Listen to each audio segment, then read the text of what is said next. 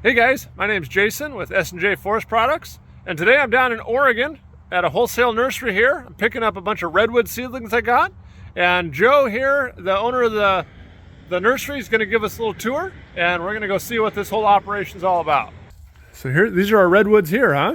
Yeah. All right. These are the 1-year-old plugs that you ordered. They're nice big things. That's 1 year from a seed. That's amazing. That's 18 inches at least. In 1 year. That's amazing. And then you ordered some 2-year trees, and that's these guys. And these are called band pots. You gotta educate me about what I'm getting here. So these are like this is gonna be the size that I plant in the field. Okay. So we got a frog over there. Oh, the frog's making the noise. Yeah. And these are like 2 or 3 inch band pots, you call them? Okay. 3 by 5 band pots. And so down here in Oregon, you're near Portland.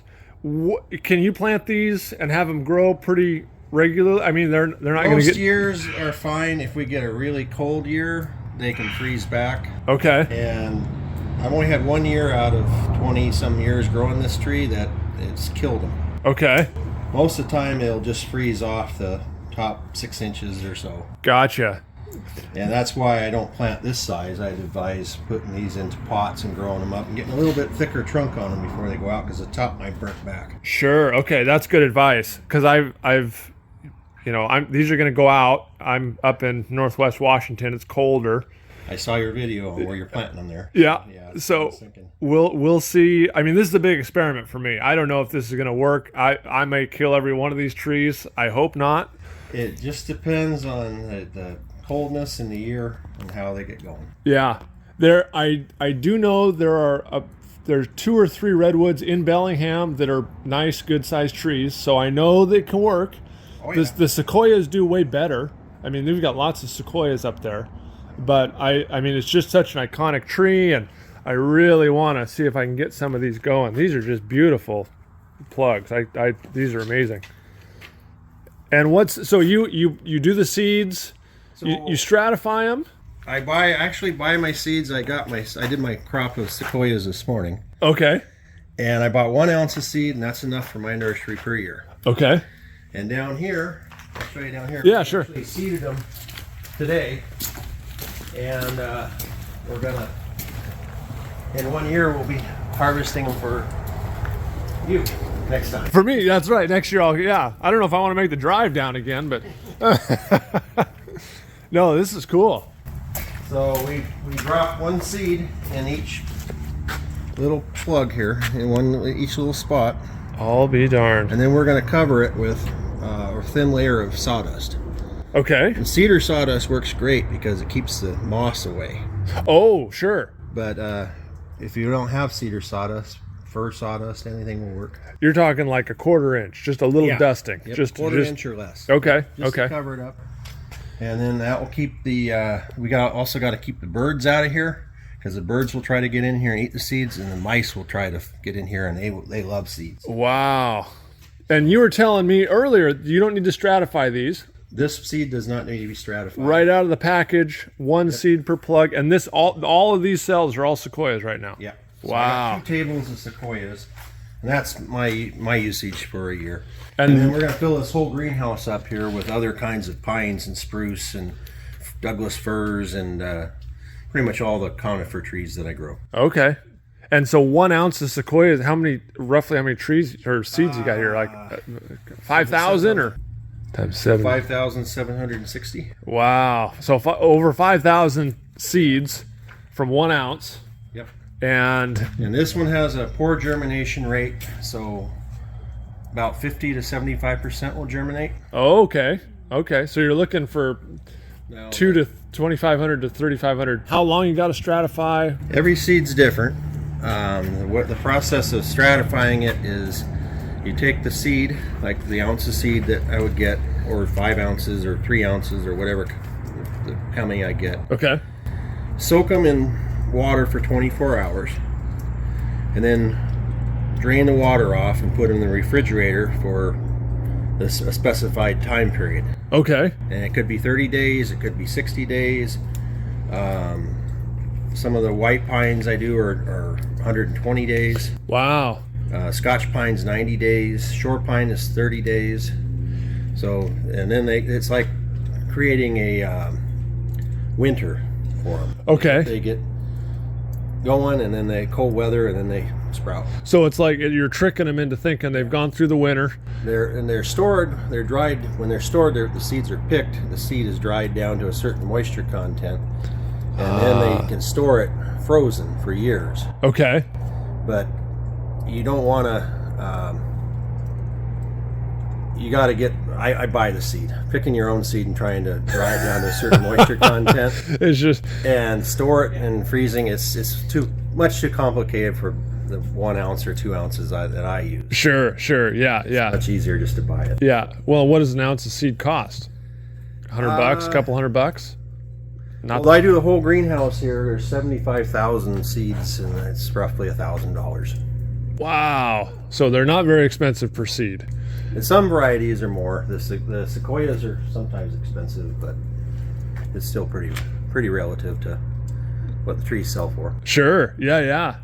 Well, cool. Well, awesome. So I think I've got the process now. So let's say you were wanting to grow trees in Bellingham, and your first crop of these trees, you're growing them from your kids to harvest. Yes, correct. Yep. So you plant these trees out, and let's say 90% of them died off, but you had a certain group of them, just 10% of them, that really took off and grew, and they didn't seem to be bothered by the cold weather. Okay. Or bothered, and maybe they had an exceptional growth rate. So there's like 2 characteristics that you want as a timber grower to see. Because when you're buying seedlings, they're all sexually propagated, so the parents are different. Okay. So every tree is different genetics. So if you wanted to select out genetics that were to your desire, fast growth, maybe blue. If you're in the nursery business like me, maybe blue growth. People like blue for some reason. Okay. Or timber, you want them to grow fast, maybe. Sure. Or wet tolerant or cold. Yeah. Okay. I'm with you. So you can take one of those trees then, and you can genetically clone it. And the way you clone it is you take a cutting off of it. Okay. I have right here. I wanted to show you these because these are coast redwood that I cloned. Oh, no way. Yeah. And they've I'm striking roots on these. They've already got roots popping out. Okay. All right. And so this is a cultivar that I've selected. I just call it coast redwood. But it's one that doesn't have as much. It has a little bluer, darker color to it. It's a little bit faster growing, and it seems to not be bothered by the cold temperatures as much. Interesting. So there are traits that I have that I like. Okay. But there are some other cultivars out there that people have selected that are popular, that have names on them. And some of them have patents on them, which I don't like patents. So, so you just took a cutting of the tree you liked. You dipped it in, I've heard it called rutone or something. Rooting hormone. Rooting hormone. I have my different mixes I use, but pretty much a rutone type of mix. And then I put them in here, and this is a heated bed. So the wires. These tubes here are full of hot water. Oh. You can feel them, they're hot. Okay. Oh yeah, they're warm. Yeah. And we take the cuttings in January when it's real cold outside, and the tops of the trees in the greenhouse is not heated except for this. So we keep the top of the foliage cool so it doesn't dry out. Okay. And we warm up the root zone, and the roots just tend to come. I'll be darned. See if I can find one with roots. Look at there. That is just a beautiful little cutting there. And is it the tips of the branches? It looks like you cut half. You cut the top off, and how do you? Some trees are different. We usually, this one didn't root, but usually,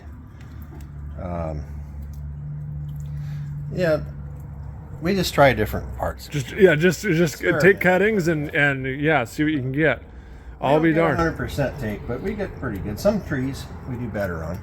And this is a tree you have here that you like. Yeah. There's a row of them out there that we take cuttings off of every year. So I've been growing this one every year for year after year. Oh, okay. So is that the same I'm getting, or I got seed? No, you got seed. I got seed. Okay. Yeah. Okay.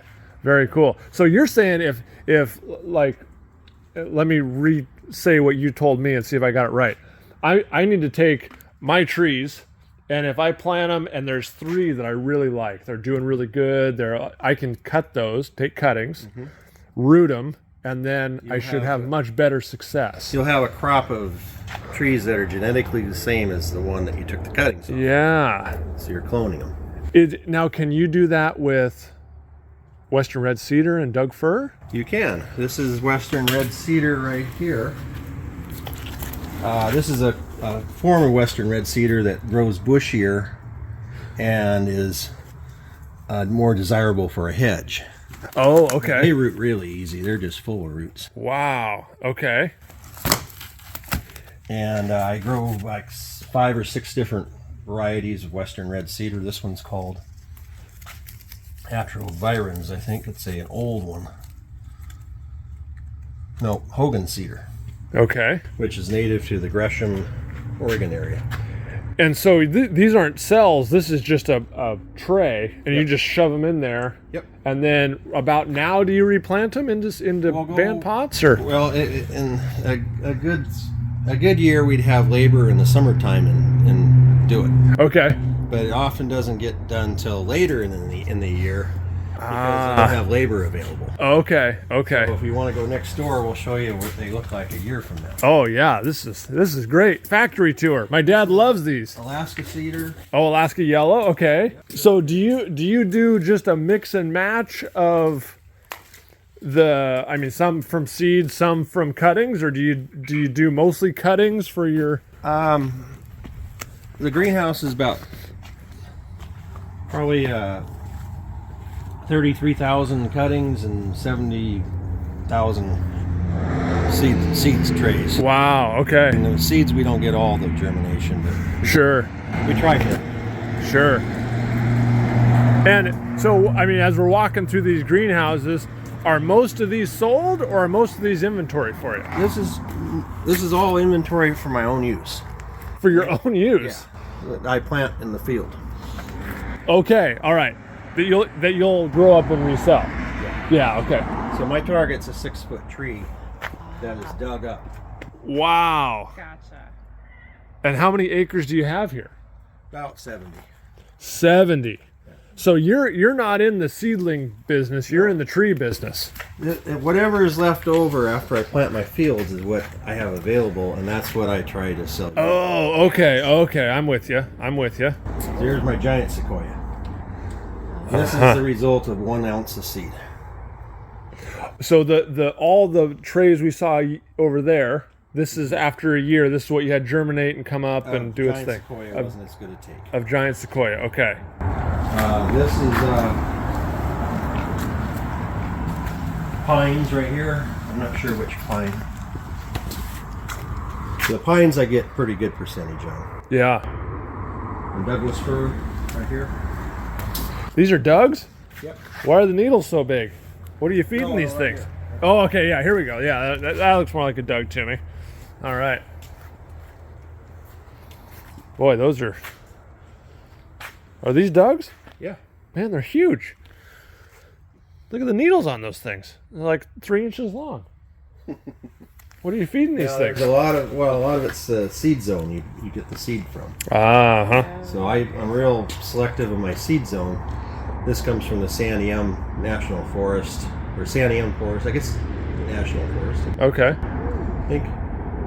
So anyway, it's lower elevation, western side of the Cascades, but it's an area that I've had good luck with. Okay. And these are remind me again, these are cuttings? No, these are seeds. These are seeds. Okay.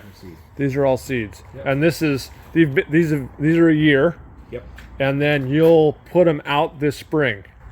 I'll put these into we'll go up and see the next. Yeah, sure. I know I'm jumping ahead. Sorry. I'll follow you. So here's my my coast redwood. what I did is I kept all the small ones. Oh, I got all the big ones? You got some of the bigger ones. Well, thank you for you got that. Part of them. I sold a few others to some other people, but that's all I want this year in Coast Redwood. Okay. And I'm also supplementing them with my cutting grown ones, so I have a mix. Sure, that makes sense. I took the smallest ones because by the time they're big enough to, or by the time I'm ready to plant them in the field, they'll be too big. Okay. Okay. Uh-huh. So here's my cutting grown ones. Right here. Look at there. And so they just sprout right out right off the cut. Yep. Look at that. And these were just transplanted in January, so they haven't really rooted out yet. We haven't fed them yet. But I don't feed them too much because if I'm not careful, I get them too big by summertime. I plant in the summertime. You plant in the summertime? I have a lot of water here. Oh, sure, with the river right there. Yeah. So I get the ground just worked up good when the ground's good, dry and hard. Yeah. And then I can plant it my leisure, and then I just turn the water on. Let her go. Let her go. Look at that. Wow, well this is super cool. Different flavors of cedar. More cedars right here. And the new growth is yellower. They're a little hungry, and then they should have been transplanted a while back. They kind of sat for a long time because I did not have any labor all year. I hear you. I'm having the same problem. So they're a little bit off color, and they would have benefited more if they would have been planted on time. But for my use, they'll be fine because by the time I plant, they'll be ready. Yeah, and yeah, you get them the right mix, and they'll green right up. We do use by cuttings. Is that right? Now, tell me, I'm fascinated by yews. They're a little bit of a rare tree. Is that right? The actual Pacific yew, the native one, is difficult to root. Okay, so these are all the European varieties. Okay. And they strike pretty easy. Okay, but the one we have native here is a little tougher. A little bit more difficult. Short pine's an easy one. So you mentioned Douglas fir earlier, right? Yeah. So Douglas fir does not like to root from cuttings. So if we want to clone that one, okay, we need to graft it. Oh, really? So over here in this greenhouse is our grafting. You do some grafting of the conifers. Now that's a real common practice with apples and fruit trees and things like that. Yeah. But you can also graft conifers. Oh yeah. So these are all grafted trees here. These are all grafted. On this side right in this section. Now I was going to show you, I have some Douglas fir somewhere in here.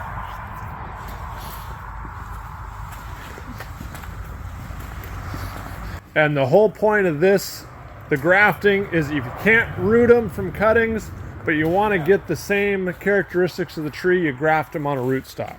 Right, so if the tree is either hard to root or you root it and the root system is poor, then the way we propagate them is to graft it onto a tree that has a good root system.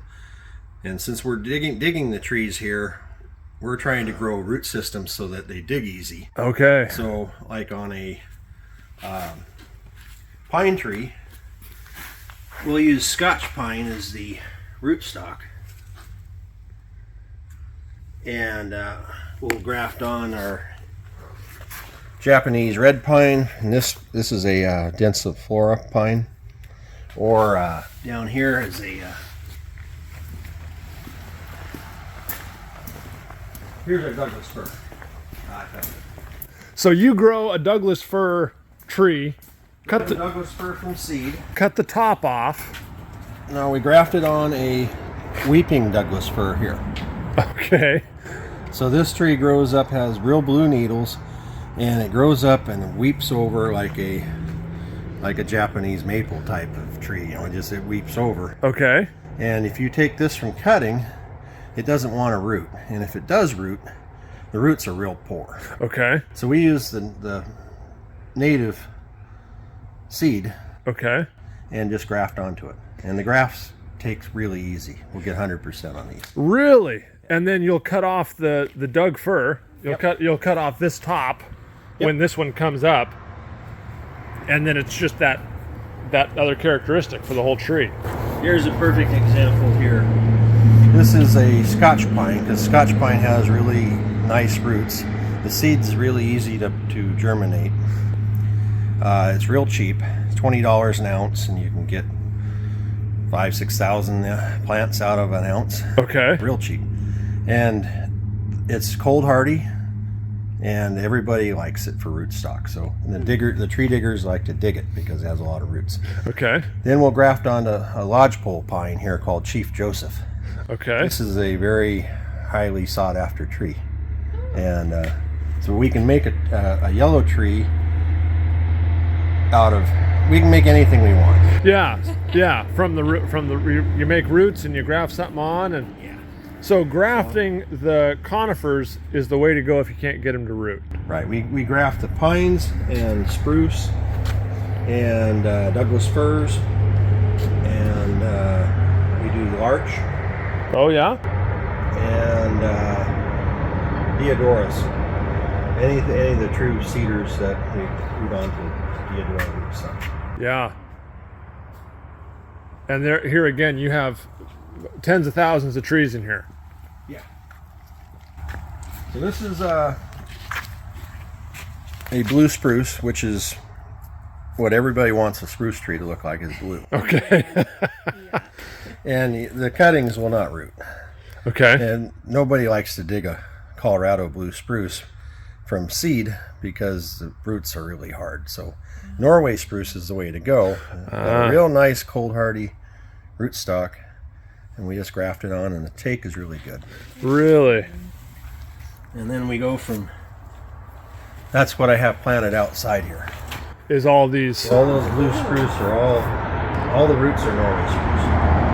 And so, is that a blue spruce now? I mean, is that We'll cut the Norway spruce off, and now it's in the nursery trade, a Colorado blue spruce. And no one cares what the roots are. It doesn't matter. It's just a blue spruce. It's a lot of work. It's a lot of work. No labor either. The time frame. So that seed over there, Norway spruce, 1 year, I get them up this big.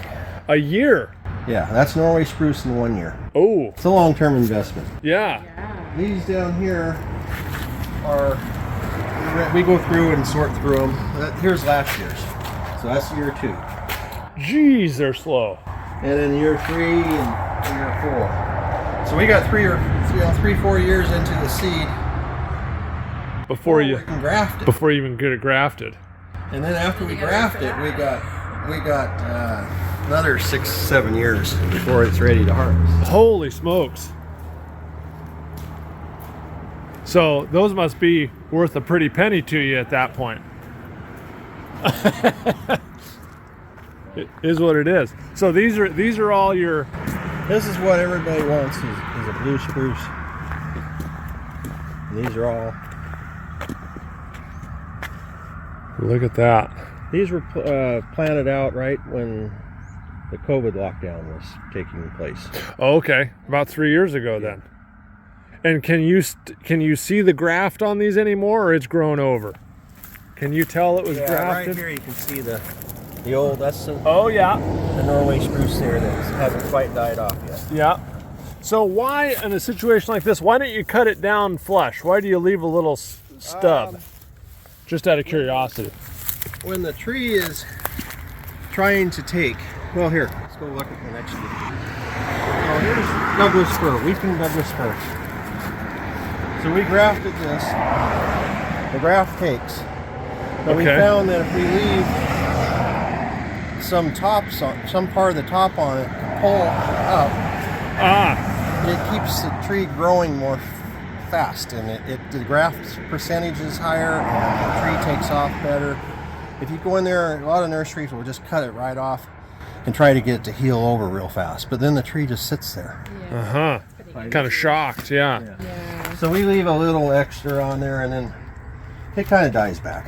So we do. See, the pines are the same way. Here's the Scotch pine.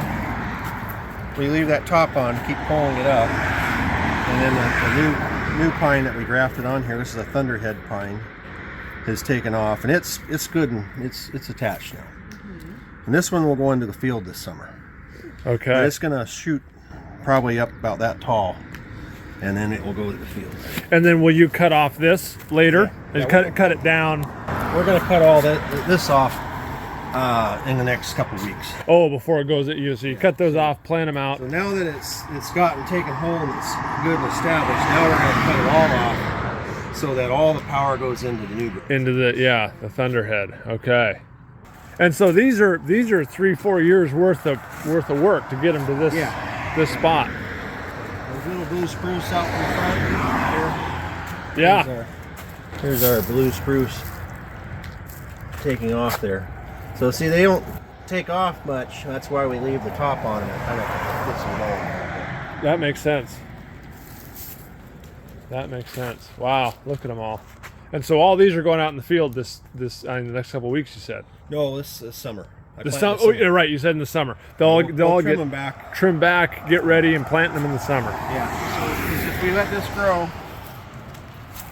this is going to sprout out. It's already starting to sprout, and a lot of energy will come up into this. Okay. But we want it all to go into here.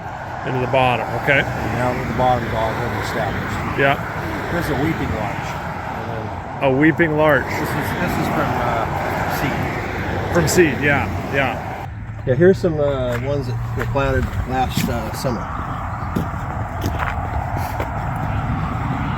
So we let them get fairly big in that last greenhouse down there before they come out here in the field. Yeah. Well, thank you, Joe, for the tour. That was great. Great fun. I'll show you up here the end product of what it looks like when we ship it out. So here's the target plant. These are a select form of Colorado blue spruce that is extra blue. Okay. It's desirable by the garden centers. This load here is waiting for a truck to go to Arizona. Oh, really? Mountainous zone of Arizona, like the Flagstaff area. Sure, up higher. And we dug them and stuck them in the pots because bark dust in Arizona is a rare commodity. Okay. And they're all, but that's over 10 years to get to there. 10 years. So a third of your career has gone into getting these trees ready to go to Arizona. Wow. That's amazing. But you like to, or most of your trees you grow big for wholesale. This is my target. This is your target. Yeah. This is where you like to be. And are these going to Lowe's and Home Depot, or these are going to high-end gardens? The high-end garden centers. The places like just the higher quality. Yeah. And how many of this size do you sell in a year? I mean, thousands and thousands? Yeah. Wow. Try to sell them by the truckload. Yeah. Sell them by the truckload. Well, yeah. Thanks again, Joe, for the tour. You're welcome. Now the next part of the video is I got to go put them in the ground. See if they can go.